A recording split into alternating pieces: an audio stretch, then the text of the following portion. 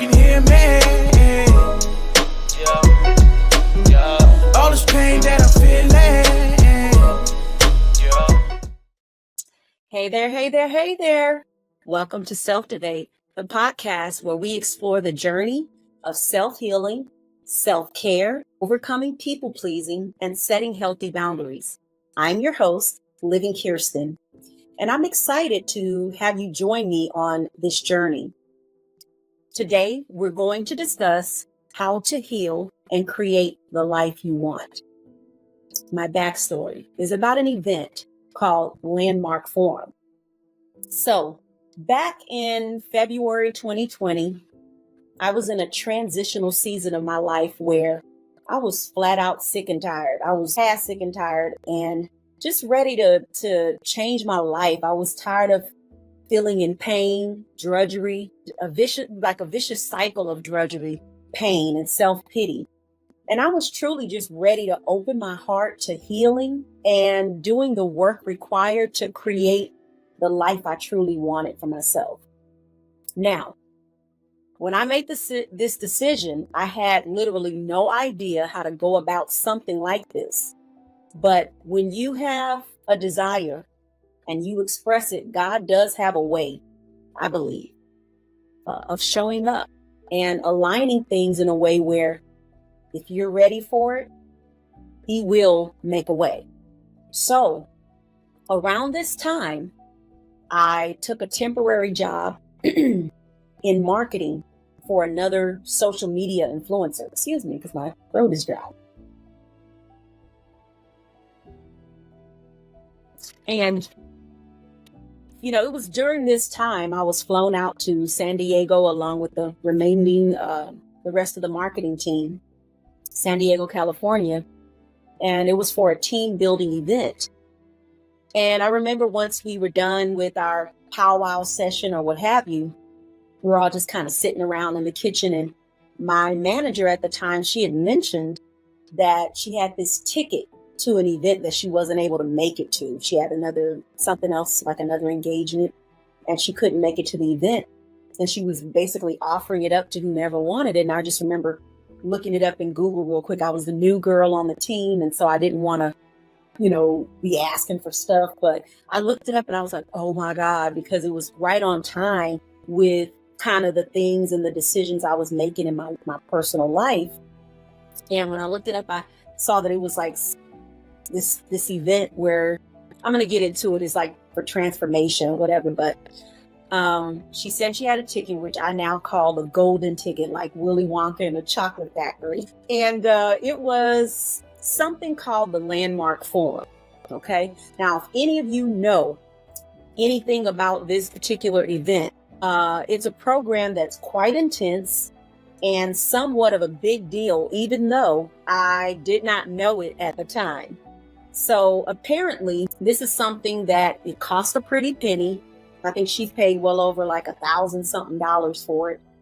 And it's something where even corporations send their employees for breakthroughs and stuff like that. And it does have, like I said, a transformational factor to it, the outcome, if you come with an intention, a set intention, and participate from a sincere heart. So just to set the stage, let me set the stage for you guys of how this even lined up. First and foremost, you have to complete a phone consultation with an event counselor.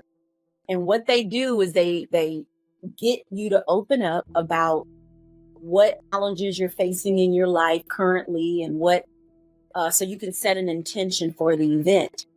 And they go on to explain that it will be a 3-day event that goes on from Friday to Sunday, 8 a.m. to 8 p.m. daily. So really long hours.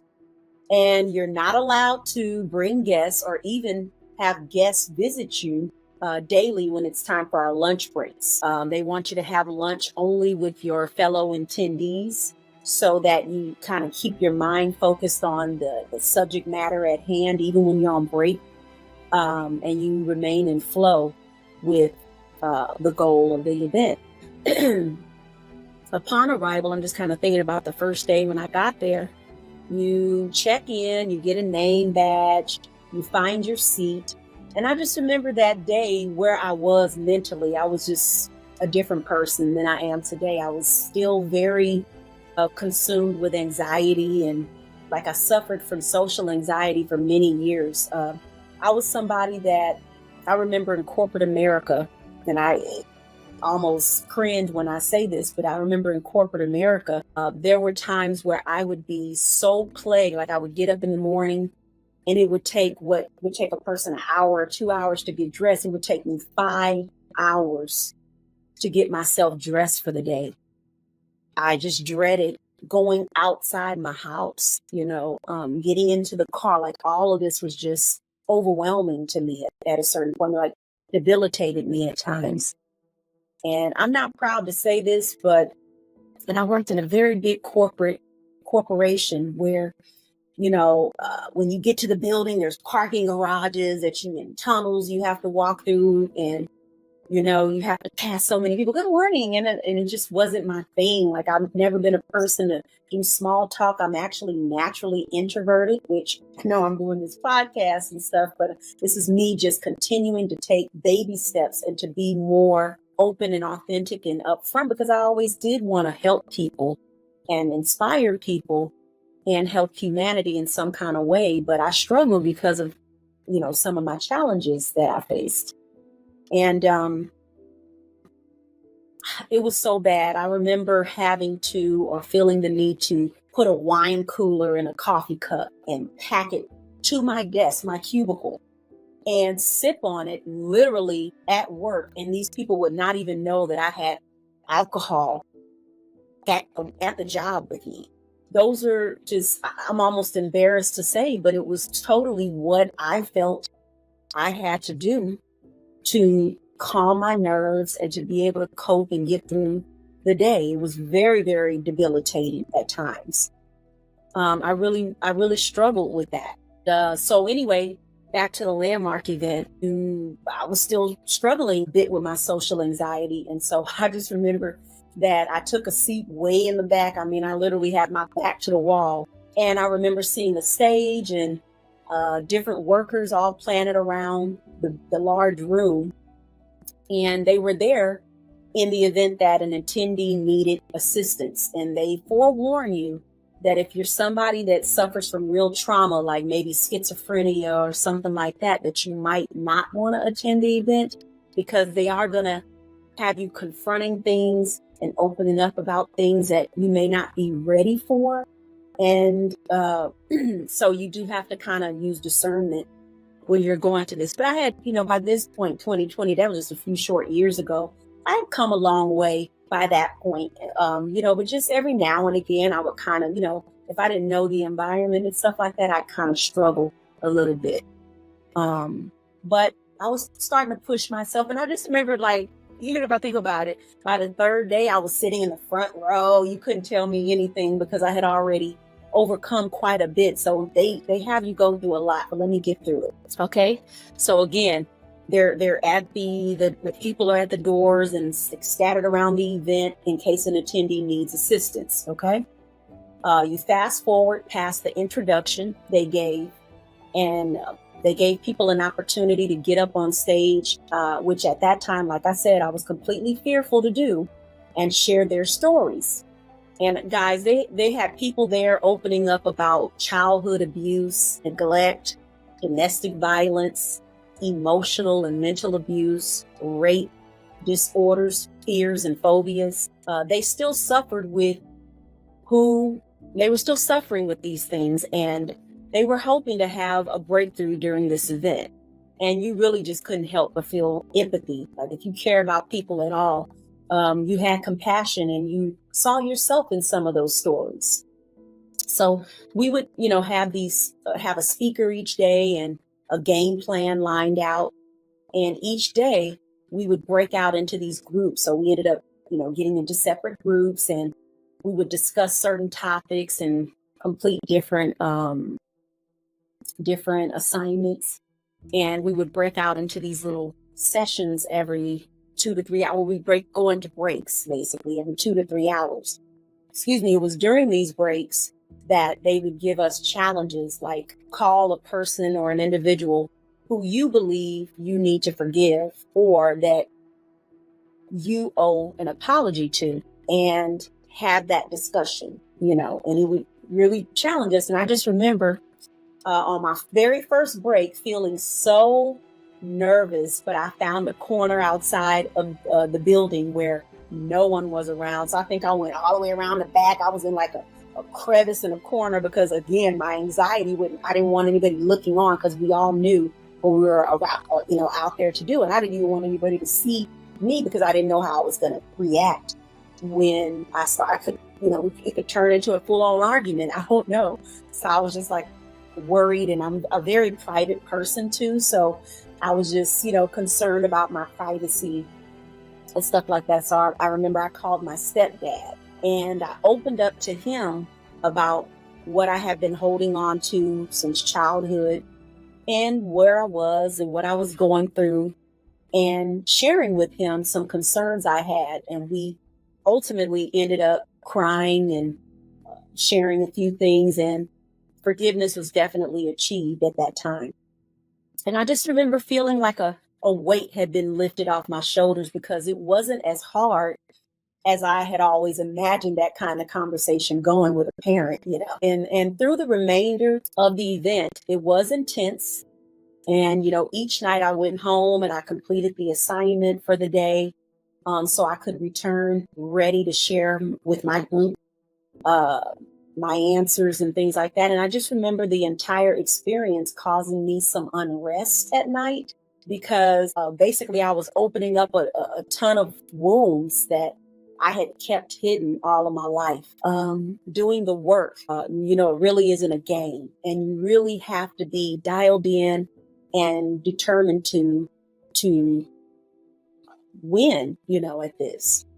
And I remember at the end of the event, we had a graduation where I invited my family members and my children, and they got to see me graduate and walk the stage and commit myself to continuing my healing journey outside of the event, because the event was really just an icebreaker. It gave you some tools and some strategies to start using to apply in your everyday life. And the real work truly came, in the coming days, weeks, months, and years afterwards. Now that I had more awareness and had set an intention to show up better for myself and the people I cared about. So right now, what I want to do is get into the meat and potatoes of the steps that I gathered and I believe can help anyone who does want to start the process of changing the trajectory of your life for a more positive outcome. So a little bit of a disclaimer before I get into it.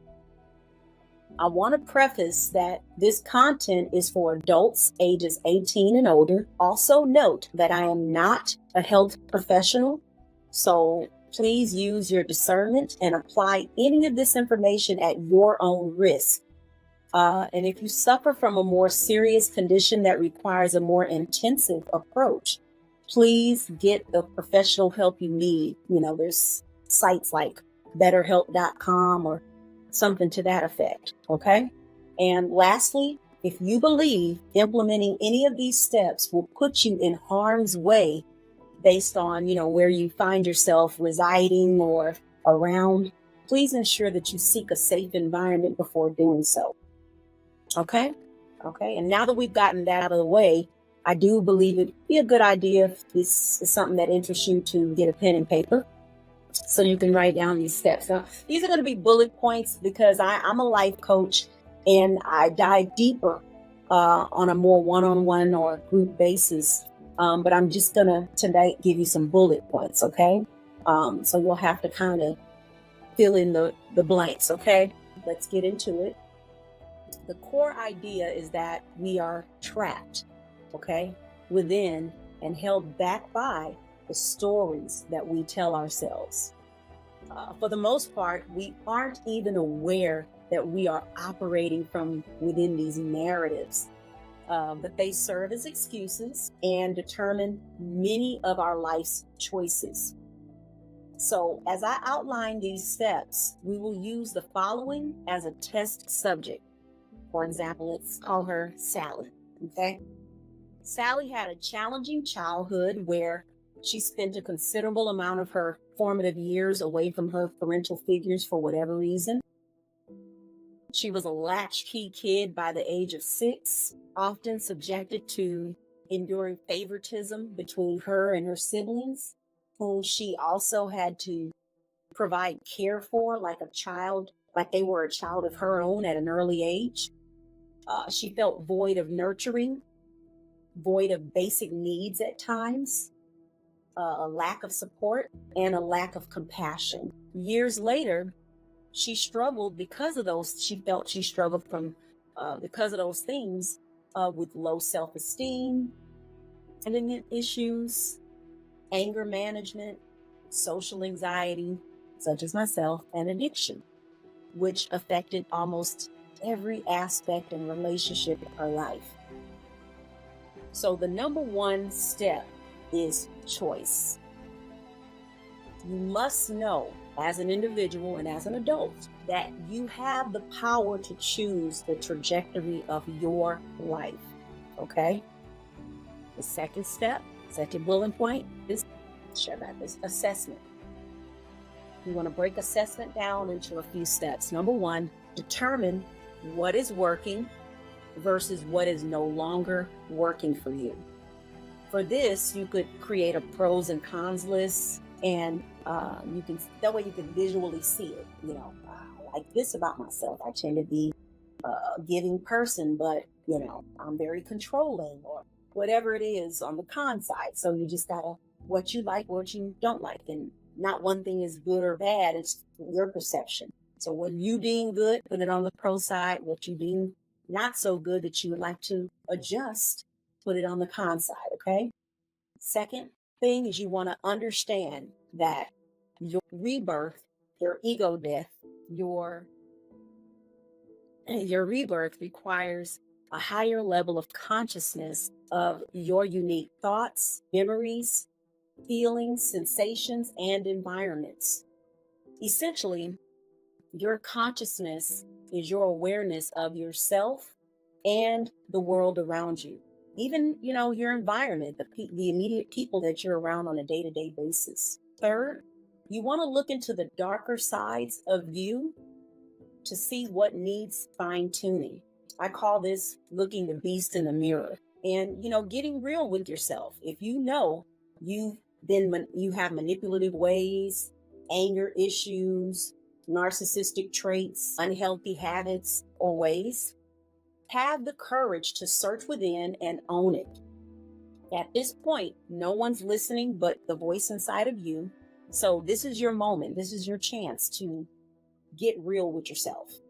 If you're not going to get real with yourself, who is? Third step is acceptance. During acceptance, you must be willing to accept the fact that where you've been and where you're headed lies squarely on your shoulders. Now, I know I might ruffle some feathers here because I said where you've been lies squarely on your shoulders. And perhaps you've been victimized in some way in your past, which could cause you to feel a type of way about that statement. For example, if you found yourself in an abusive relationship, you may have to come to terms with the fact that based on where your self-esteem was at the time that you got into that relationship, you didn't believe you could get or deserved better. So you chose to ignore certain red flags and proceed with the connection anyway. In a case like that, you have to be willing to admit you had a role to play in going into, as well as how long you chose to remain stuck in a situation like that. Now, I know not all examples, fit this cookie cutter thing like child abuse, but just be willing to apply this step to the scenarios in your life where you did have a choice. The fourth step is change. You must be willing to and be open to learning and seeing things from a new perspective. If you tend to be someone who believes they know it all and have no room for seeing things through a new lens, you will remain stuck So accept that it's time for a shift, okay? A paradigm shift. The fifth step is honesty. You got to be honest with yourself. Number one, something happened, which is a fact. For example, I was physically assaulted. End of statement. Secondly, you want to avoid judgment or adding context to that incident. What I mean by that is saying I was abused because I'm undeserving of love, or because I'm not pretty enough, or whatever the case may be. I'm not whatever, fill in the blank. Third, you want to avoid collecting evidence, more evidence to validate your curated storyline, your made up storyline. And what I mean by that is once we feel like we've been victimized in some kind of way and we tell ourselves the reason why we believe it happened, then we have a tendency to start going through life almost looking for it to happen again by the next person and the next person and the next person. And so you kind of set yourself up by kind of attracting that energy, that negative energy to you. In an effort, in a way, you're self-sabotaging, you're self-manifesting, and you really got to watch that. You got to be careful with that, okay? Or process what happened without letting it weigh you down to the point of stagnation or driving you into the hands of masking the pain, or, doing things to cover it up. Such as addictive habits and unhealthy habits and things like that. The sixth step is forgiveness. Forgive your parents, your ancestors, yourself, and others for engaging in or putting up with things that you perceive as non-advantageous to a positive future. Okay? The seventh step is gratitude, and I'm big on this one. If it wasn't for the things you deemed a loss, you wouldn't, have the strength that you have today, the resilience that you have today, the wisdom, the courage. So for that, just, be grateful. The eighth step is detach. It's why I've mastered this. My cutoff game is strong, and I stand on business when I feel like something is no longer in alignment with me. This is your opportunity to exercise your right and your power to let go of anything and anyone during your healing journey that no longer aligns with you or your vision. Okay? The ninth step is to qualify. That means you get to sift and vet everything and everyone that remains or wishes to come in or return into your life. Okay, people can change. People can go do their work, heal, and come back. And, so I don't write anybody off, but at the same time, if they're just not willing to do the work, unfortunately, we have to part ways, until they do so. The 10th step is protect. Protect your peace by implementing daily rituals, things like reading the Bible, meditating, taking a walk in nature, eating healthier, getting more rest, learning how to breathe, drinking more water, whatever it is, things that journaling, things that can aid you in your new way of showing up for yourself. The 11th step is authenticity. Stay in alignment with your mind, your heart, and your gut instincts. It's my motto that when you pray, that's you talking to God. And when you are listening to your intuition, which is your gut instinct, that's God talking to you. So have those things be in alignment, your head, your heart, and your gut, okay? The 12th step is paying it forward.